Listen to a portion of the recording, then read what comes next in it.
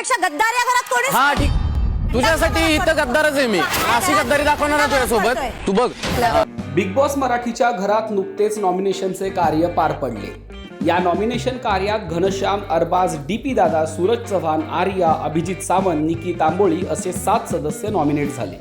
या सदस्यांपैकी एक सदस्य आता घराबाहेर जाणार आहे. आपल्या आवडत्या सदस्याला घरामध्ये ठेवण्यासाठी म्हणजेच सेफ करण्यासाठी वोटिंग लाईन सुरू आहे.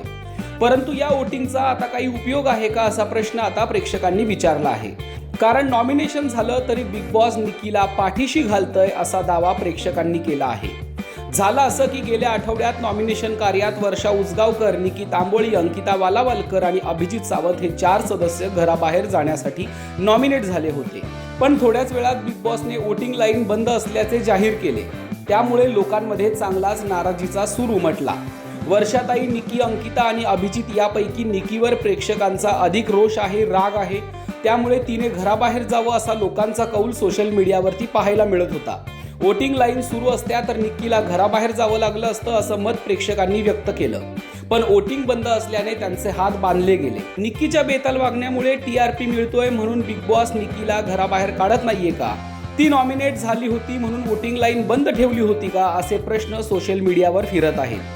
त्यामुळे याही नॉमिनेशन कार्यात आमच्या मताचा काही उपयोग होणार आहे का अशी नाराजी प्रेक्षकांनी व्यक्त केली आहे.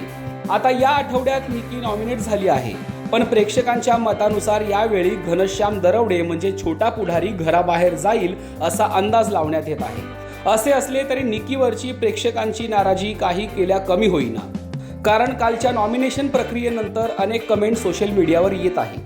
जर बिग बॉसने प्रामाणिकपणे वोटिंग मोजले असते तर निकी घराबाहेर गेली असती असे एकाने म्हटले आहे.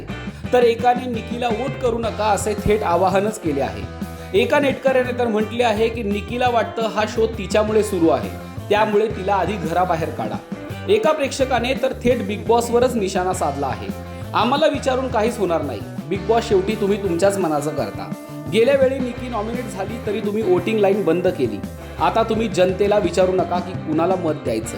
अशा शब्दात आपली प्रतिक्रिया त्यांनी नोंदवली आहे. त्यामुळे आता निकीचं नॉमिनेशन प्रकरण चांगलं चर्चेत आहे. तेव्हा बिग बॉस निकीला खरंच पाठीशी घालतंय का आणि या आठवड्यात कोण घराबाहेर जाईल याविषयी आपली मतं आपण आम्हाला कमेंटद्वारे नक्की कळवा.